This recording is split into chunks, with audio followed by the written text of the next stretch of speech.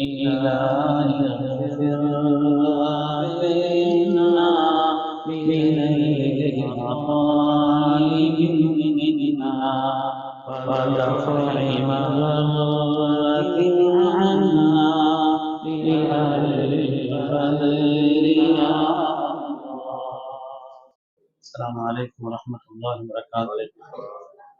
சங்கைக்குரிய பெருமக்களே, இன்று ஓதப்பட்ட பல்வேறு சூரத்துகளில், குறிப்பாக சூரத்து ரூமில் அல்லாஹு தாலா அவருடைய படைப்பின் வல்லமைகளை, அவருடைய படைப்பினுடைய அத்தாட்சிகளை, அல்லாஹ் கொடுத்திருக்கக்கூடிய பாக்கியங்களின் உயர்வுகளை சொல்லி வரும் பொழுது, ஒமின் ஆயாத்திஹி ரப்பினுடைய திருஷ்டாந்தங்களில் கட்டுப்பட்டதாக இருக்கிறது, அவன்தான் மண்ணிலிருந்து உங்களை படைத்தான் என்று ஒவ்வொன்றாக சொல்லி வருகிறான். உலகத்தில் ஜோடிகளை ஏற்படுத்தினான், வானங்களை பூமிகளை படைத்தான். அதே போல பல்வேறு விதமான மொழிகளை, பேசக்கூடிய மொழிகளையும் நிறங்களையும் அல்லாஹ் ஆக்கியதும் அவனுடைய அத்தாட்சிகளில் ஒன்று என்று அல்லாஹ் தஆலா சொல்கிறான். பேச்சினுடைய இந்த தன்மை என்பது இருக்கிறதே, அல்லாஹ் மனிதனுக்கு வழங்கிய ஒரு மகத்தான பேரருள். துன்யால பேச்சே இல்லைன்னு வைங்க, பேச்சே இல்லை, யாருமே பேசல அப்படின்னா அந்த இடம் எப்படி இருக்குன்னு கொஞ்சம் யோசிச்சு பாருங்க. மனித வாழ்வே அழகில்லாமல் போயிடும். மனித வாழ்வுக்கே அழகே இல்லாம யாரும் பேசவே முடியாது, யார்ட்டையும் பேச முடியாது. இது மட்டும்தான் முடியும்னு சொன்னா துன்யாவே ரசிக்காது. ஏன்னா இந்த பேச்சினுடைய நிலைங்கிறது அவ்வளவு பாக்கியமானது, அவ்வளவு மேன்மையானது. சைகைகள் என்பது நம்முடைய அத்தியாவசிய தேவைகளை நிறைவேற்றுவதற்கு வேண்டுமானால் அது பயன்படுமே தவிர, அதை தாண்டி ஒரு அறிவினுடைய விசாலத்தையோ, அறிவினுடைய ஆழமான தேடுதலையோ, அதை விரிவாக விவாதிப்பது சம்பந்தமாக உள்ள விஷயங்களையோ பேச்சினுடைய மொழி இல்லை என்று சொன்னால் நிச்சயமாக உலகத்தில் பார்க்க இயலாது. பேச்சுங்கிறது மனுஷனுக்கு மாத்திரமல்ல, குர்ஆனுடைய பாஷையில் சொல்ல போனால் பேச்சு என்பது உலகத்திலே பறவை இனங்களுக்கும் விலங்குகளுக்கும் பல படைப்புகளுக்கும் வழங்கப்பட்டிருக்கிறது. அதனால்தான் அதில் சுலைமான் அலைஹிஸ்ஸலாத்து வஸ்ஸலாமை அல்லாஹ் சொல்லும் பொழுது அவங்க சொன்னாங்க, யா அய்யுஹன்னாஸ் உல்லிம்னா மன்திகத் தைர், பறவையினுடைய மொழியை நாம் கற்றுக் கொடுக்கப்பட்டிருக்கிறோம் என்று சொன்னார்கள். பறவைகள் என்ன பேசிக்கிட்டு இருந்துச்சு, என்னென்ன பறவைகள் என்னென்ன போய் பேசிக்கிட்டு இருந்துச்சு, ஒரு காதல் ஜோடி ரெண்டும் பேசிக்கிட்டு இருந்துச்சு, நீ என்ன கல்யாணம் முடிச்சேன்னு சொன்னா நான் உன்னை கொண்டு போய் இந்த இடத்துல உள்ள பெரிய மாளிகையில, நான் இந்த மலையில உள்ள பெரிய மரத்துல ஒண்ணு உட்கார வைப்பேன்னு சொல்லி ஒரு குருவி இன்னொரு குருவிட்ட சொல்லிச்சான். சுலைமான் சொல்றாங்க, அது சொல்ற அந்த மலை இருக்குது, அங்க அதை சொல்லக்கூடிய அந்த மலை இருக்குது, அங்க மரமே கிடையாது. காதல்லாம் பொய் பேசுவாங்க உங்கள்கிட்ட, இது அதுல உள்ளதுதான் இதுன்னு சொல்லி அதற்கு சுலைமான் அலைஹிஸ்ஸலாம் சொல்லுவார். அதனால பறவைகளுடைய மொழி அவர்கள் சொல்லிக் கொடுக்கப்பட்டிருக்கிறார்கள். அதே போல விலங்குகளுடைய மொழி, நமது உயிரினும் மேலான கண்மணி முஹம்மது ரசூலுல்லாஹி ஸல்லல்லாஹு அலைஹி வஸல்லம் விலங்குகள் பேசியது, மறுமொழி சொன்னது என்றெல்லாம் ஹதீஸ்களில் நாம் பார்க்கிறோம். ஆனால் அவைகளுடைய பேச்சுக்கும் மனித பேச்சுக்கும் மத்தியிலே நிறைய வித்தியாசங்கள் இருக்கிறது. மனிதனுடைய இந்த பேச்சு மொழியும் மனிதனுடைய இந்த நிலை என்பது அறிவினுடைய விசாலத்தையும் அதனுடைய தர்க்கத்தையும் ஆழமான பல்வேறு நிலைகளையும் கொண்டது என்பதில் எந்த விதமான சந்தேகம் இல்லை. அருமையானவர்களே, அது ஹுதுஹுது பறவை சுலைமான் அலைஹிஸ்ஸலாம் பேசியதை குர்ஆன் சொல்லும். எறும்புகள் அதனுடைய பட்டாளத்தளத்தில் பேசியதை அல்லாஹ் தஆலா சூரத் தமிழ் சொல்லி காட்டுவான். அதனால பேச்சுங்கிறது ஒரு உன்னதமானது. ஒரு மொழி தெரிந்தவன் ஒரு மனிதன், ஒரு பாஷை தெரிஞ்சிருந்தான் வைங்க, அவன் ஒரு மனிதன், ஒரு தனி மனிதன். அந்த இடத்துல அவன் சரியான ஆளு. அதனாலதான் யூதர்களுடைய பாஷை தெரியாமல் இருக்கும் பொழுது, எல்லோரும் விழித்துக் கொண்டிருக்கும் பொழுது ஹதரத் ரசூலுல்லாஹி ஸல்லல்லாஹு அலைஹி வஸல்லம் அவர்கள் ஸைத் இப்னு ஹாரிதாவை அழைத்து அந்த யூத மொழியை தாங்கள் கற்றுக்கொள்ளுங்கள் என்று சொன்னார். 15 நாளையில கத்துக்கிட்டாங்க. ஏன்னா அதை கொண்டுதான் பல்வேறு விதமான பரிமாற்றங்களுக்கும் தவறாக அவர்கள் சொன்னால் அதை எடுத்து சொல்வதற்கு உண்டான ஒரு காரணமாக அமைந்திருக்கும் என்று ஹதரத் ஸைத் இப்னு ஹாரிதா ரலியல்லாஹு அன்ஹு அவர்களை கண்மணி ரசூலுல்லாஹி ஸல்லல்லாஹு அலைஹி வஸல்லம் சொன்னாங்க. 15 நாளையில கத்துக்கிட்டாங்கன்னு சொல்லி வரலாற்று நம்ம பார்க்கிறோம். உலகத்திலே பல்வேறு விதமான மொழிகளை ஆக்கியதும் அல்லாஹுடைய திருஷ்டாந்தம் என்று அல்லாஹ் சொல்கிறானே. தோராயமாக உலகத்துல கிட்டத்தட்ட 7000 மொழி இருக்கலாம். தோராயமாக உலகத்துல 7000 மொழி பேசுபவர்கள் இருக்கிறார்கள். இதிலே உலகத்திலே அதிகமான மக்களால் பேசப்படக்கூடிய மொழிகள் 13 மொழிகள் தான். அதிகமான மக்களால கணக்கு பார்த்து அதிகமான மக்களால் பேசப்படக்கூடிய என்று மொழிகள் என்று பார்த்தால் 13 மொழிகள் தான். ஐநாவினுடைய அலுவல் மொழிகள் என்று பார்த்தால் அது கிட்டத்தட்ட 6 மொழிகள் தான். ஐநாவில். ஐநாவில எல்லாம் ஹிந்தியில பேசணுமான பணம் கட்டணும். ஐநாவில் அரபியில பேசுறதுக்கு பணம் கட்ட வேண்டியது இல்லை. ஒரு 6 மொழிகள் தான் அங்கே உள்ள அலுவல் மொழிகளாக கருதப்படுகிறது. சைனீஸ், அதே போல அரபு, ஆங்கிலம், ஸ்பானிஷ், பிரெஞ்சு, ருஷ்யா, இந்த 6 மொழியில் பேசினால்தான் அது அங்களுடைய அலுவல் மொழியாக கணக்கப்பட்டிருக்கிறது. அருமையானவர்களே, அதனாலே மொழிங்கிறது ஒரு மகத்தான ஆற்றல், அல்லாஹ் தந்தக்கூடிய மகத்தான. இந்த மொழிகள்ங்கிறது இருக்கிற ஒரு மனிதனை வழிகாட்டும், ஒரு மனிதனுக்கு உற்சாகத்தை கொடுக்கும், ஒரு மனிதனுக்கு மருந்தாக அமையும். சில பேருக்கு அது வார்த்தைகள் விஷமாக அமையும். மொழிகள் உண்டாக்கக்கூடிய தாக்கங்கள் இருக்கிறதே சாதாரணமானது. சிலருக்கு உற்சாகமா இருக்கும், அவர் பேசுறது பேச்ச கேட்டுத்தாங்க நான் மனுஷன் ஆனேன் அப்படின்னு சில பேர் சொல்றாங்க இல்லையா. அதனால ஒரு மனிதனுக்கு உற்சாகத்தை கொடுப்பதும், அவனுக்கு டானிக்க கொடுக்கிற மாதிரி நல்ல விஷயங்களை அவனுக்கு ஊக்கப்படுத்தக்கூடிய காரியம். அது மாதிரி சில விஷயங்கள் அது விஷமா அமையும். தீயினால் சுட்டவும் ஆறாதே, நாவினால் சுட்ட வடுங்கிறாங்க இல்லையா. அது அதனால மறக்க முடியல, என்ன வார்த்தை பேசிட்டான் அப்படின்னு சொல்றோம் இல்லையா. அதனால சில வார்த்தைகள், சில சொற்கள் இப்படியும் இருக்கும், அது விஷமாக ஆகும். அருமையானவர்களே, உலகத்திலே சிறந்த மனிதர்கள் அவர்கள் தங்களுடைய பேச்சின் காரணத்தினால் உலகத்தில் ஏற்படுத்திய சாதனைகள் கொஞ்சம் நஞ்சமல்ல. அதற்கெல்லாம் தலைமைத்தானமானவர்கள் நமது உயிரினும் மேலான கண்மணி முஹம்மது ரசூலுல்லாஹி ஸல்லல்லாஹு அலைஹி வஸல்லம். ஊதீது ஜவாமிஅல் கலீம், சுருக்கமான வார்த்தைகளில் நிறைந்த கருத்துக்கள் கொண்ட அந்த விஷயங்களை சொல்வதற்குண்டான ஆற்றல் நான் வழங்கப்பட்டிருக்கிறேன் சொன்னாங்க.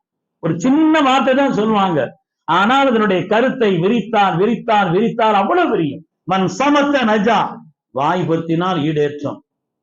எவ்வளவு விளக்கம் சொல்லலாம். ஒரு வார்த்தை பேசிட்டுன்னு வைங்க, அது வார்த்தை தான். பேசலன்னு வைங்க, என்ன நினைச்சிருக்காருன்னு தெரியல. ஒரு வார்த்தைக்கு ஒரு அர்த்தம் பேசுறேன்னு 9 அர்த்தம். ஒரு வார்த்தை வாய் பொத்தினால் சலாமத்.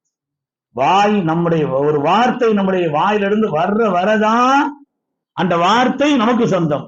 வந்துருச்சுன்னு வைங்க, அப்புறம் அதுக்கு பின்னால்தான் போகணும். தெரியாம சொல்லிட்டேன், அல்லாஹ்வுக்காக மன்னிச்சுக்கங்க, அதுக்கு பின்னால் நம்ம போக வேண்டியது இருக்கு. அதனால வார்த்தை என்பது சாதாரணமானது அல்ல, அது உண்டாக்கி தரக்கூடிய விளைவுகளும் உன்னதமானது, ஆபத்தானது என்று பார்க்கிறோம். நமது உயிரின மேலான கண்மணி ரசூலுல்லாஹி ஸல்லல்லாஹு அலைஹி வஸல்லம் சுருக்கமான வார்த்தைகளை கொண்டு விரிந்த கருத்துக்களை சொல்வதற்குண்டான மகத்தான பாக்கியம் நான் வழங்கப்பட்டிருக்கிறேன் என்று சொன்னார். அது மாதிரி குலஃபாக்கள், சாலிஹீன்கள், அருளாளர்கள், பெருமக்கள், அவங்களுடைய ஒவ்வொரு வார்த்தைகளும் சுருக்கமான வார்த்தைகளை கொண்டு அல்லாமா இப்னுல் கய்யிம் ஜௌஸி ரஹ்மத்துல்லாஹி அலைஹி அவர்கள் சொல்லி காண்பிக்கிறார்கள். நிறைய விஷயங்கள் எழுதுறாங்க அல்லாமா இப்னுல் கய்யிம் ஜௌஸி ரஹ்மத்துல்லாஹி அலைஹி. அவங்க மருத்துவத்துறையிலையும் கெட்டிக்காரவங்க, தத்துவங்களை சொல்றதுலையும் கெட்டிக்காரவங்க.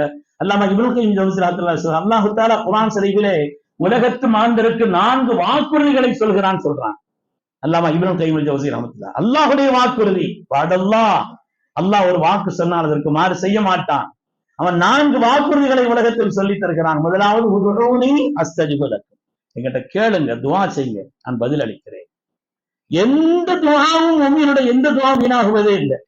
சில நேரங்களில் உடனடியா நமக்கு கையில கிடைக்காம இருக்கலாம், ஆனால் அது உண்டாக்கி தரக்கூடிய எந்த துஆவையும் அல்லாஹ் வீணாக்குவதை, நாம் கேட்டதை விட எது ஹைரோ அது அல்லாஹ் தருவான்னு அர்த்தம். ஆனா நிச்சயமாக எந்த துஆக்களும் மறுக்கப்படுவதில்லை. உதுஊனி அல்லாஹ்வுடைய வாக்குறுதி. அதே போல அவங்க சொல்றாங்க, ஃபதுக்குரூனி அதுக்குருக்கும், என்னை திக்ர் செய்யுங்கள், நான் உங்களை திக்ர் செய்கிறேன். என்னை பத்தி நீங்க நினைச்சீங்கன்னா நீங்க இந்த சபையிலே தனியாகவா, இதை விட சிறந்த ஒரு கூட்டம் மலக்குகளின் கூட்டத்தில் நான் உங்களை நினைவு கூறுகிறேன். அதனால அல்லாஹ்வுடைய வாக்குறுதி ஃபதுக்குரூனி அதுக்குருக்கும். அது மாதிரி அல்லாஹ்வுடைய இன்னொரு வாக்குறுதியில இன் சக்கர்த்தும் அஸீதன்னக்கும், தந்த நியாமத்துகளை நினைச்சு நன்றி செலுத்தீங்கன்னா நிச்சயமா அந்த நியாமத்துகளை நான் உங்களை அதிகப்படுத்திக் கொண்டே இருப்பேன். இதுவும் அல்லாஹ்வுடைய வாக்குறுதி தான். அது மாதிரி அல்லாஹ் இன்னொரு வாக்குறுதி சொல்றான், வமா கான அல்லாஹு முஅத்திபஹும் வஹும் யஸ்தக்ஃபிரூன். நீங்க வாழ்க்கையில அல்லாஹ்விடத்துல இஸ்திக்ஃபார் செய்துகிட்டு இருந்தீங்கன்னு வைங்க, எந்த அதாபும் உங்களுக்கு வராது. சோதனைகள் வரும், சோதனை இல்லாமல் ஆக்க முடியாது. உலகத்தை படைச்சது சோதனைக்கு தான். அல்லாஹ் தஆலா சோதனைக்காக தான் உலகத்துல படைச்சிருக்கிறான். சோதனை இல்லைன்னு வைங்க, துன்யாவை பொறுத்தவரையில அல்லாமா இப்னுல் கய்யிம் ஜௌஸி ரஹ்மத்துல்லாஹி அலைஹி அவங்களுடைய ஒரு வார்த்தை இருக்குது, சோதனைகள் மாத்திரம் இல்லை என்று சொன்னால் கியாமத்தினுடைய நாளில் ஒரு மனிதன் ஓட்டாண்டியா வந்து நிற்பான்னு சொன்னான். ஒன்னும் கையில சரக்கே இருக்காதான், ஒரு கூலியுமே இருக்காதான், அமலே இருக்காதான். இந்த அமல்களில் நிரப்பமாக அவனுக்கு ஏற்படுத்தி தரக்கூடியது எதை கொண்டுதாங்க? சோதனை கொண்டுதான் அல்லதான். அதனால நீங்க அல்லாஹ்விடத்திலே இஸ்திக்ஃபார் செய்தால் அல்லாஹ் அதாவு செய்யவே மாட்டான், அழிக்க மாட்டான். சோதனை இருக்கும், அது கூலி கொடுக்கறதுக்கா, கூலி அதிகமா ஆக்கி தர்றதுக்காக வேண்டிய அல்லாஹ் தஆலா அவங்க சொன்ன தத்துவ கருத்துக்கள், அவங்க உலகத்துல சொல்லி தந்த விஷயங்கள் கொஞ்சம் நஞ்சம் அல்ல. கருஞ்சீரகத்தினுடைய அந்த தூளை தேனுடன் கலந்து வெந்நீர் கலந்து நீங்க சாப்பிட்டீங்கன்னா எப்படிப்பட்ட ஸ்டோன் இருந்தாலும் உடைச்சு வந்துடும் அன்னைக்கு எழுதியிருக்கிறாங்க. கருஞ்சீரக தூள் இருக்குது இல்லையாங்க, அத தேன்ல, நல்ல தேன்ல, தேனு என்னத்தையாவது வாங்கி கலக்கிற கூடாது, நல்ல தேன் வாங்கி அது மாதிரி இந்த தேனை வெந்நீர்ல கலைச்சி அதை நீங்க குடிக்கும் பொழுது அது நிச்சயமாக கற்களை சுத்தப்படுத்தும், சிறுநீர் சீராக போகும், தாய்ப்பால் சுரக்கும் என்று அதனுடைய பலாபலன்களை ஏராளமாக எழுதி தருகிறார். அவங்க சொன்ன தத்துவங்கள் ஏராளம் ஏராளம், கொஞ்ச நஞ்சம்.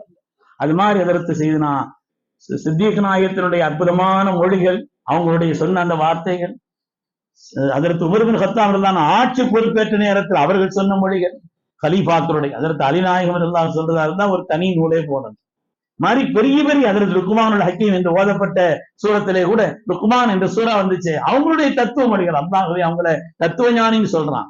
அவங்க சொன்ன மொழிகள் எல்லாம் சாதாரணமானது, உண்டாக்கி தரக்கூடிய விளைவுகள் என்பது மகத்தான. சித்திக் நாயகம் சொன்னாங்க இல்லையா, அயுன் கசுத்தீனுவான ஹையுன், நான் ஹயாத்தா இருக்கும் வரை என் தீனுக்கு ஒரு குறைவும் ஏற்படுத்துவதற்கு நான் சம்மதிக்க மாட்டேன். எப்படி வார்த்தைங்க அது? நம்ம அபுல் ஹசன் அலி நதுவியோ ஒரு தடவை கேரளாவுக்கு வந்திருந்தாராம், ஒரு பெரிய மாநாட்டுல பேசுறதுக்காக அழைச்சிருந்தாங்க. ஆனால் பிளைட்டினுடைய லேட்டுகள் தாமதம் எல்லாத்திற்காக வேண்டியும் மழையினுடைய சூழல் கடைசியில் அவர் வரும்பொழுது மாநாடுலாம் முடிஞ்சு போச்சு. இனிமே மேடையில் ஏறி பேசக்கூடிய அளவிற்குண்டான ஒரு சூழலே இல்லை. நீங்க இவ்வளவு தூரம் கஷ்டப்பட்டு அங்கிருந்து வந்துட்டீங்க லக்னோல இருந்து, ஒரு வார்த்தையாவது சொல்லணுமேன்னு சொன்னாங்களாம்.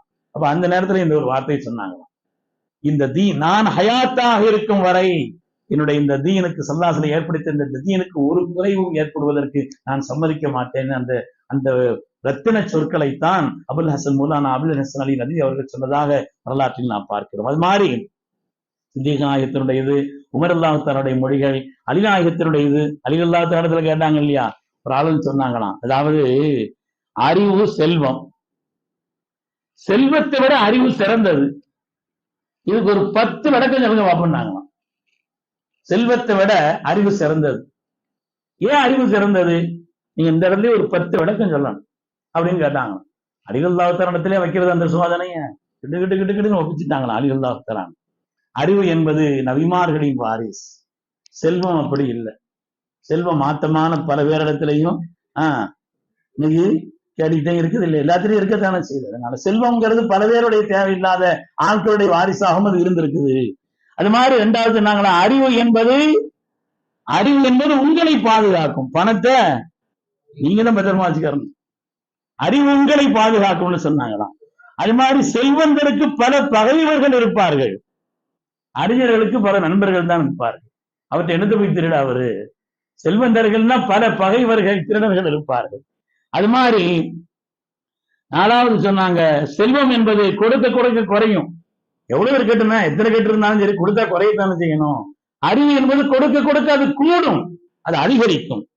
அது மாதிரி 5வது சொன்னாங்க, செல்வந்தன் கருமி ஆகலாம், கஞ்சன் ஆகலாம், ஆனால் அறிவாளி அவன் கொடுக்கிற காரணத்தினால் அவனுக்கு கஞ்சனாக போறது இல்லை, அவன் இன்னும் சகியா தான் ஆகியிருக்கிறான்.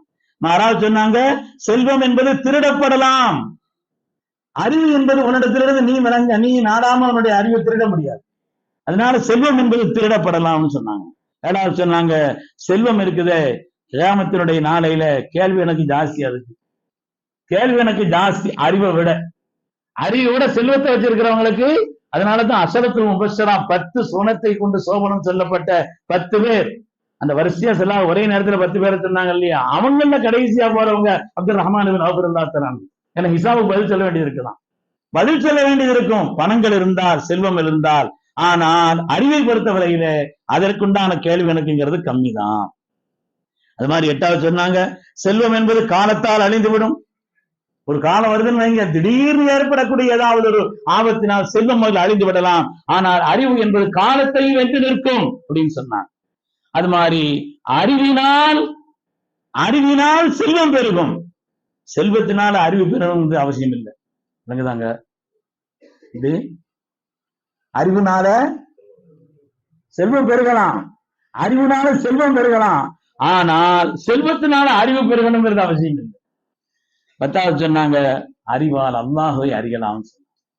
அறிவை கொண்டு அல்லாஹுவை அறியலாம்னு சொல்லி ஏராளமான விஷயம். அதற்கு அலிநாயகத்தினுடைய நிறைய நிறைய தொகுப்பு நாம் அடிக்கடி கேள்விப்பட்டிருக்கோம் இல்லையா?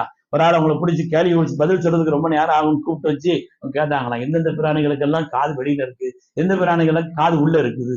இது நம்ம யோசிக்கிறது, கேள்வியை யோசிக்க வேண்டியது இருக்குது. அதில் தான் சொன்னாங்க, எந்த பிராணிகள் எல்லாம் உலகத்தில் எந்தெந்த பிராணிகள் எல்லாம் குட்டி போடுமோ அதுக்கெல்லாம் காது வெளியில இருக்கும். எதெல்லாம் முட்டையிட்டு குஞ்சு பொறிக்குமோ அதுக்கெல்லாம் காது உள்ள இருக்குன்னாங்களாம். இப்போ அவர் யோசிக்க ஆரம்பிச்சுட்டார். அவர் அதை பத்தி யோசிச்சு என்னன்னு சொல்லி எங்கெங்க காதுல அதை யோசிக்க ஆரம்பிச்சுட்டார். இதற்கு அலிநாயகத்தினுடைய நிறைங்கிறது சாதாரணமானதல்ல. ஒருத்த அதற்கு அலிலானத்துல சொன்னாங்க, ஆண்டவன்லாம் இல்லைங்க நித்தியான்னு சொல்லிட்டு இருக்காதீங்க, எல்லாம் முடிஞ்சு போச்சுன்னு சொன்னாங்க. அலிலான்னு சொன்னாங்களா, அவனுக்கு ஏத்த மாதிரியப்பா இல்லைன்னா எனக்கும் பிரச்சனை இல்லை, கியாமத்துல உனக்கும் பிரச்சனை இருந்துட்டான் வை, அவனை நீ செத்த. இல்லைன்னா எனக்கும் உனக்கும் ஒரு பிரச்சனை இல்லை, இருந்துட்டான் என் வாதத்தின்படி இருந்துட்டான் வை, நீ ஒளிஞ்சேன்னாங்களாம். அதனால வாத ரீதியான நிலையில் அதற்கு அலிகுல்லாஹ் அவர்களை பொறுத்தவரையில சாதாரணமானது. எந்த விஷயத்தையும் அது மாதிரி லுக்மானுல் ஹக்கீம்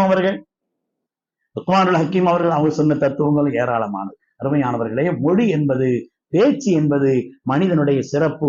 உலகத்திலே பல மொழிகள், ஒரு தோட்டத்திலே பல மலர்கள் இருப்பதை போல ஒரே மொழிதான் பேசணும். அது இருக்கிற திணிப்பு, அது ஆபத்து, அது வன்மம். அது மொழியின் மீது பிரியம் இருக்கலாம், மொழியின் மீது வெறித்தனம் இருக்கக்கூடாது. அரபியை பிரியப்படுங்க சொல்லலாம். அதே சொன்னாங்க, அரபியின் அரபி பேசுறோங்கிற காரணத்துல ஒரு தனி சிறப்பெல்லாம் ஒண்ணு கிடையாதுன்றா. யாருக்கும் மொழியின் மீது நேசம் இருக்கலாமே தவிர மொழியின் மீது வெறி வரக்கூடாது. அல்லாஹு தாலா கொடுத்த மகத்தான அத்தாட்சி என்று அல்லாஹு தாலா அருள்முறையிலே சொல்லி காண்பிக்கிறான். ரப்பினுடைய அத்தாட்சிகள் ஏராளமானது. தூக்கம் ஒரு அத்தாட்சின்னு சொல்றோம். சுகானம். சில பேருங்க அப்படி உட்கார்ந்து என்ன அழகா தூங்குறாங்கிறீங்க. சில பேர் தூங்கக்கூடாது அந்த நேரத்துல கூட என்ன அழகா தூக்கம் வருது. சில பேர் தூக்கம் வரமாட்டேங்குதுன்னு நினைச்சா, சில பேர் அப்படி தூங்குறது இல்லை. அது அல்லாஹ் கொடுத்த ஒரு பேரறம். அதனால ரப்பினுடைய அத்தாட்சிகளை வரிசையாக அல்லாஹ் தாலா சொல்லி கொண்டு வருகிறான்.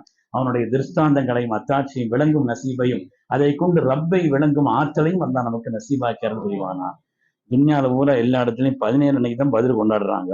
நாம 18 அன்னைக்கு நினைச்சு இருக்கிறோம். நம்ம ஊரை பொறுத்த வரையில கேட்டா, நான் ஒரு அசத்துட்டு கேட்டேன், நம்ம ஊர் ஒரு பெரிய அசத்து, உலகம் பூரா எல்லாரும் 17 அன்னைக்கு தான் கொண்டாடுறாங்க, இங்க மட்டும் என்ன 18 அன்னைக்கு வச்சிருக்கிறீங்க? 17 காலையில தானே பதிலே நடந்துச்சு, அவங்க பதிலுக்கு முன்னாலே கொண்டாடிக்கிட்டு இருக்கிறாங்கன்னு சொன்னா, நம்ம 17 நடந்து முடிஞ்ச பிறகு இந்த சுகதாக்களுக்கு யாசின்னு உதவும் துவா செய்யறோம். அதனால இங்க உள்ள முன்னோர்கள் அப்படி செய்திருக்கலாம்னு சொன்னாங்க. இன்ஷா அல்லாஹ். அதனால நாளைக்கு நீங்களும் எவ்வளவு ஓதுறீங்களோ, குல் அல்லாஹ் அஹத் முடிஞ்சவரை நிறைய ஓதிட்டு வரணும், சலவாத்து ஓதிட்டு வரணும். நம்ம எல்லாரும் சேர்ந்து யாசின் இன்ஷா அல்லாஹ் ஓதுவோம். இந்த பதிலினுடைய உருவத்தை கொண்டு ரப்பிடத்தில் கேட்கும் பொழுது அல்லாஹ் நம்முடைய காரியங்களை சீராக்குவான். இன்ஷா அல்லாஹ் நாளைக்கு நம்ம யாசின் ஓதி துவா செய்திருக்கிறோம்.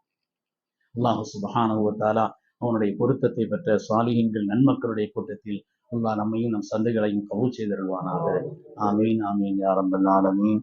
வ ஆகிர் தாவானா அனில் ஹம்துலில்லாஹி.